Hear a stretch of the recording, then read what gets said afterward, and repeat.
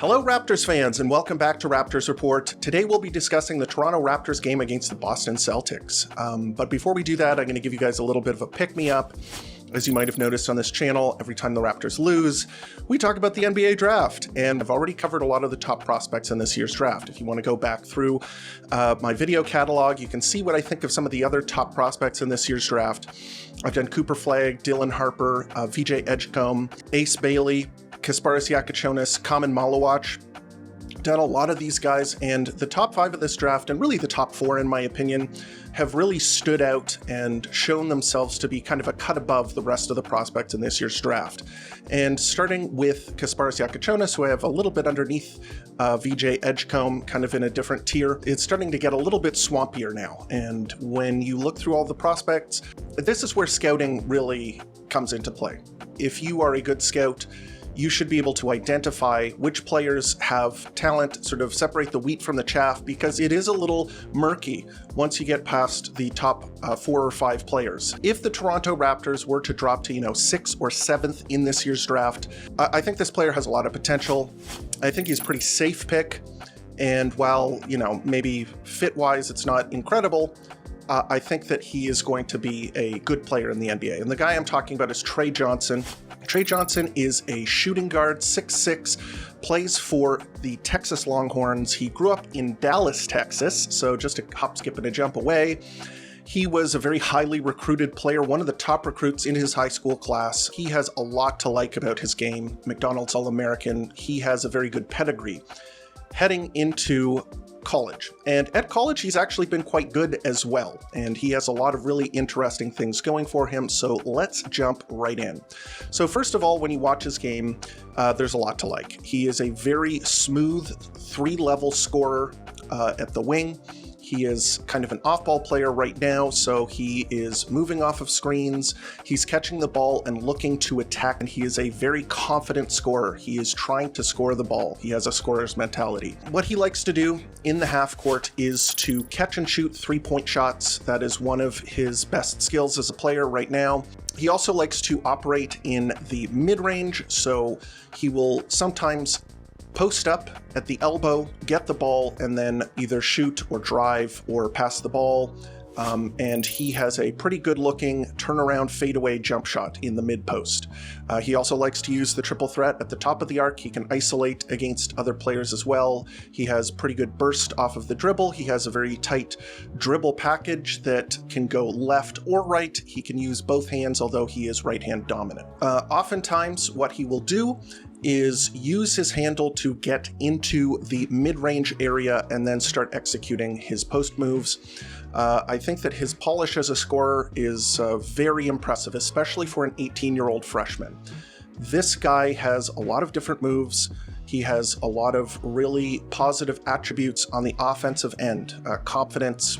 This guy is not afraid to shoot the ball. He doesn't shy away when he has a good defender on him. He will continue to shoot and be aggressive. And that's the kind of mindset that you want to see from a player who potentially has the ability to become a #1 scoring option. So right now, one of the good things to notice about his game is that he's efficient. He is taking a lot of threes. So per game, he's taking almost 7 3-point attempts per game, shooting a pretty commendable 3-point percentage at that volume of 37.5%.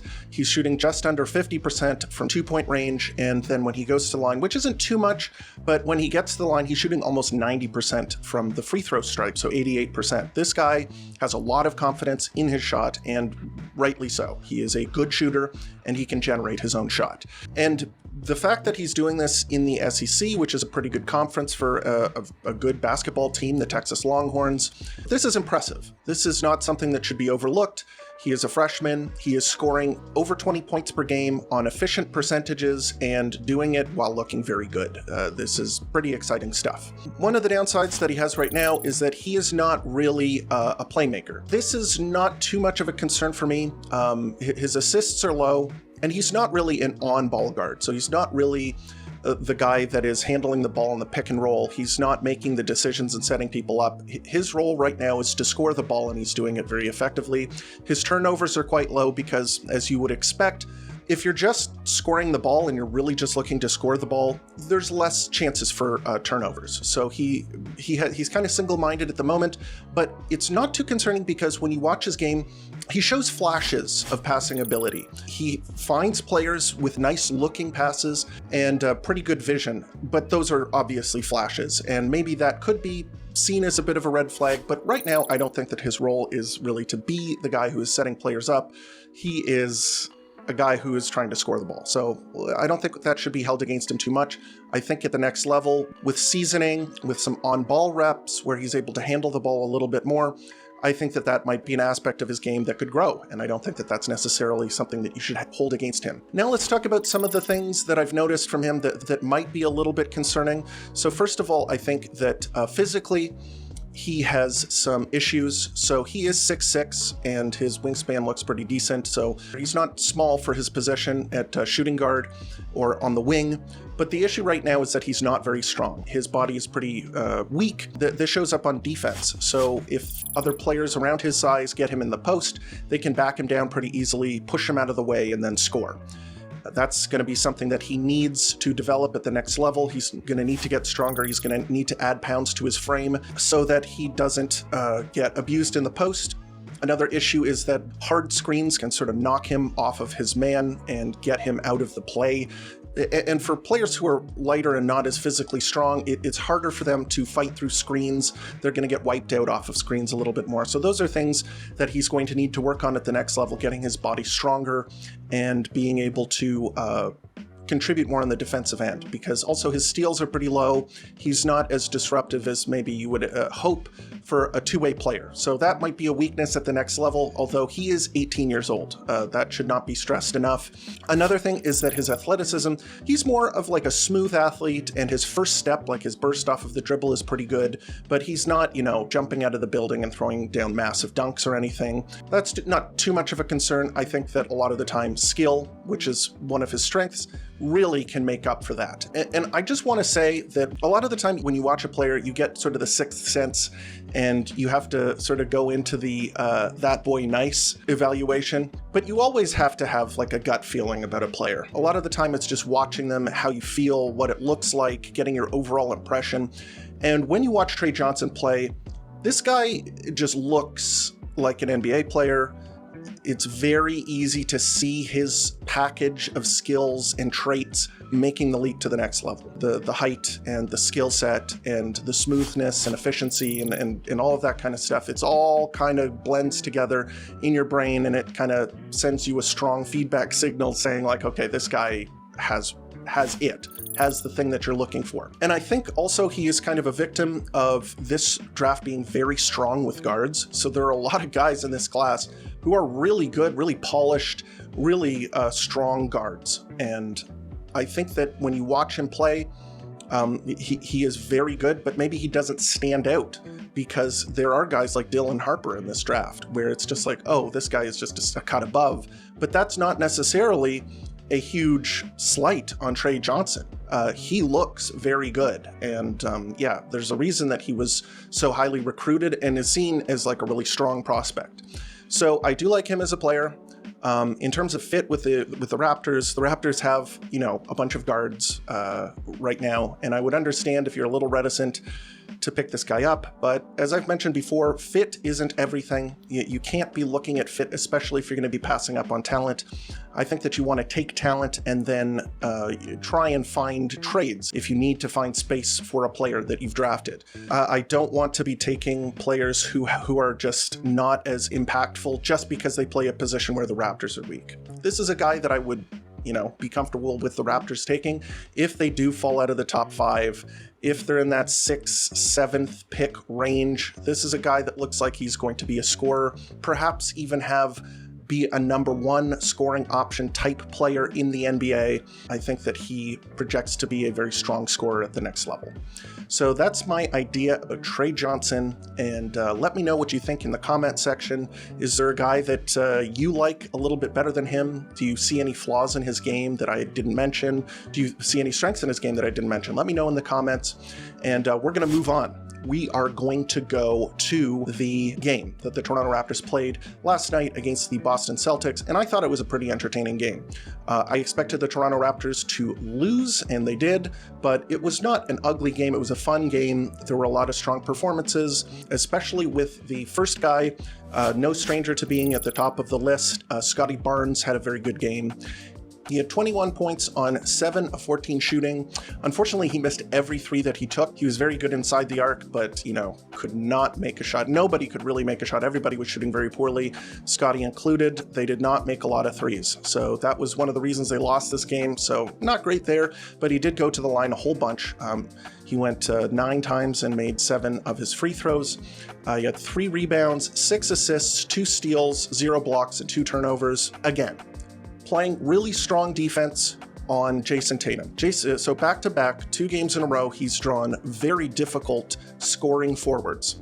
Players who are excellent at creating their own shot, getting separation and nailing, threes, long twos, getting into the paint, drawing fouls, all of that sort of stuff. Kevin Durant and then Jason Tatum, and he did a good job on Jason Tatum. Jason Tatum did have 11 assists, so he had a good game. I'm not trying to say that he didn't have a good game, but look at the shooting efficiency, 19 points on 18 shots.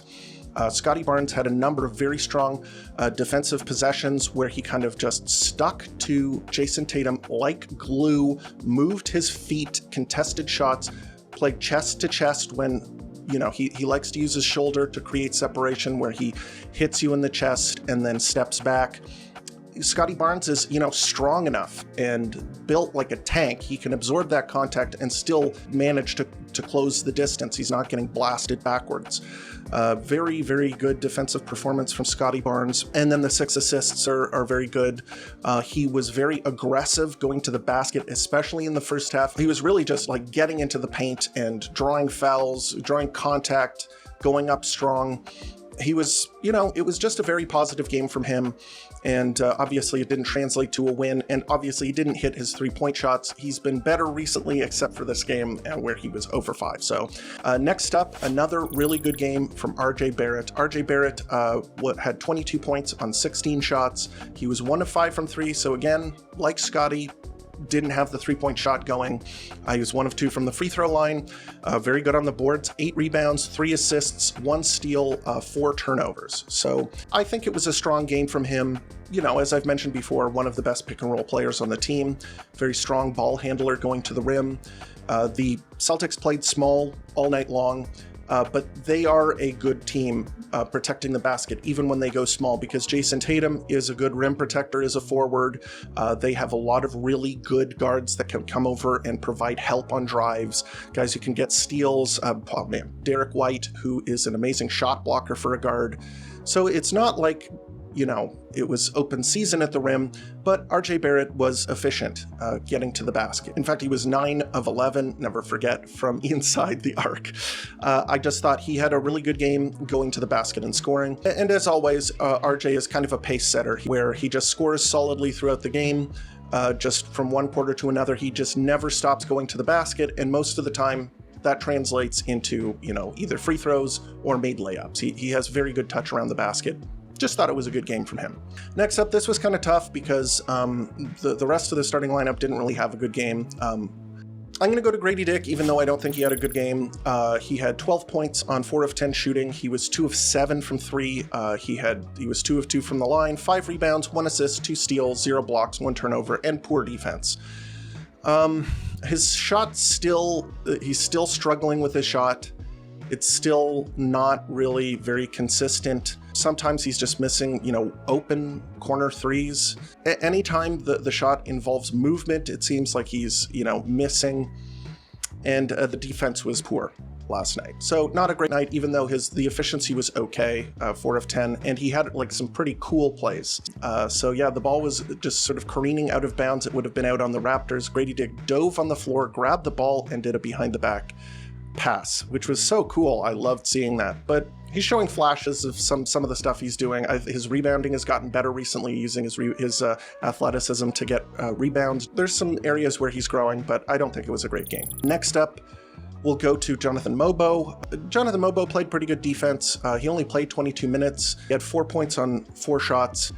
it was I wouldn't say he was great on defense, because he sometimes he would help a little too much and leave players open in the corner. You can tell that he has the center's mentality where he's trying to protect the basket a little bit. He also missed both of the three-point shots that he took. But I think that the Raptors played strong defense this game overall. Having him on the floor as a guy who can, switch on screens and not concede buckets, where you can just happily have him switch onto a guy like Jason Tatum, and it's not going to be an easy bucket for him, where he can move his feet and track him into the paint and contest a shot. I think that he did a good job defensively. Unfortunately, on the offensive side of the ball, he's really limited, especially when he's not making his threes. He missed both of his threes last night. He is a guy that other teams can just willingly help off of. He needs to be able to make the three-point shots when teams sag off of him. If he is in the corner, he has to be a guy that can make his three-point shots to punish teams. And sometimes on defense, his awareness is good, and he's running and getting steals off of the ball. He's tracking where the passes are going, and then other times he will overhelp or he'll make the wrong decision. I mean, it's all part of being a rookie and getting up to game speed at the NBA. I still think he has a lot of potential as a defender, for the reasons that I've mentioned. So last episode I did an Emmanuel Quickley, RJ Barrett focus, where I talked about, how great Emmanuel Quickley has played since he's returned alongside RJ Barrett. And I'm glad I did it last week, because I had that 5-game streak where he was just playing very well. This was not one of those games. This was a very poor game from him. He had 10 points on 4 of 13 shooting. And here's the problem. He was 0 of 6 from 3. That's really his biggest value add, is the ability to hit threes.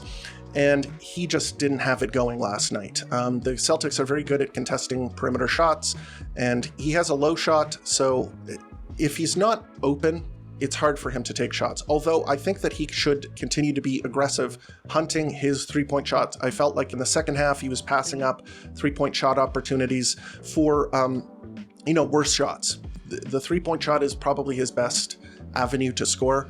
So if he's passing up shots like that and just trying to get into the paint, I'm less of a fan of that. Or passing the ball when he has an open shot to somebody who's a worse shooter like Scotty Barnes. I don't really like that. He did have 7 assists to 2 turnovers, which is good. He did have 6 rebounds. I think this was a pretty negative game from him. So yeah, glad I got that episode last week over with. And now let's go to the bench. There were a couple of nice bench performances.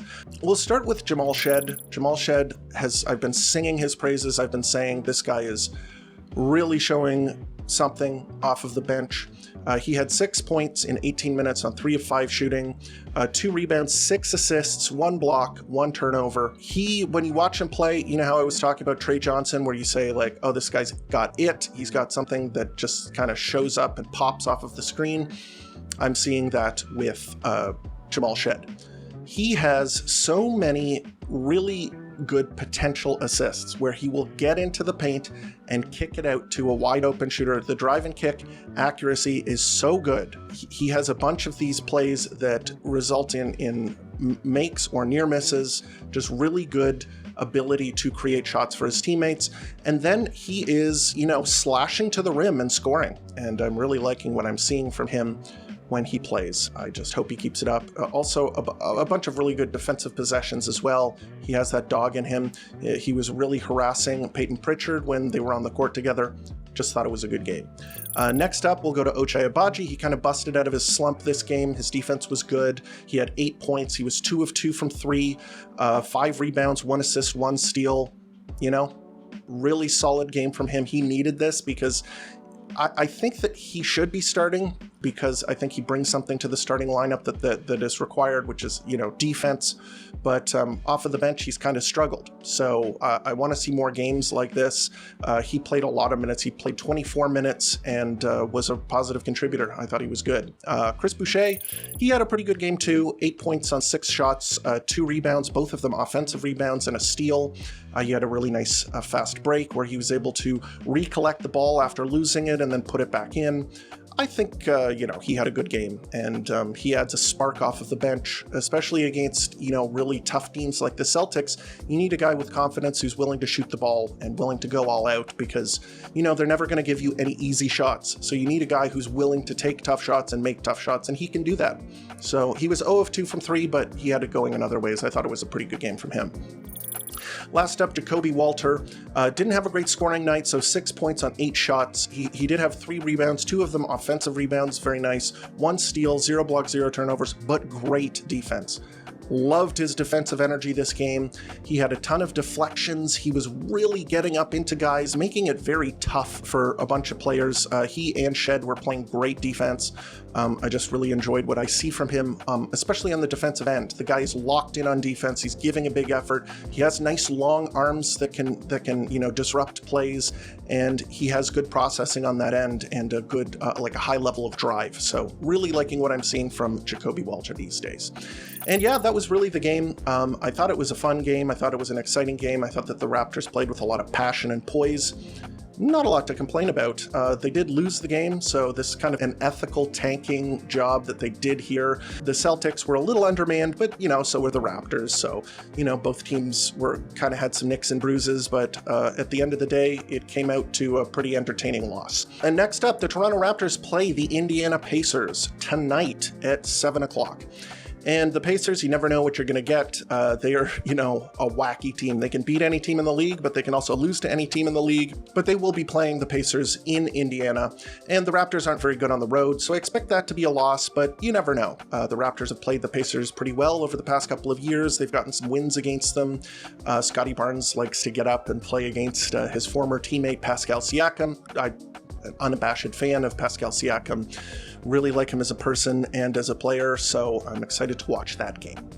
But yeah, that is the episode. What do you think of Tre Johnson? Are you a fan of his? Do you think the Raptors could do better at, pick 7, pick 6? Let me know what you think about him as a prospect right here in the comments, and also on Twitter and Blue Sky, where you can reach me at Raps Report. I love hearing your comments, love answering your questions. We are the best fan base, never forget that. And if you haven't already, please like the video and subscribe, because that really helps the algorithm identify Raptors fans such as yourself and put this content in front of them. And as always, thank you for tuning in to Raptors Report, your source for in-depth Raptors content.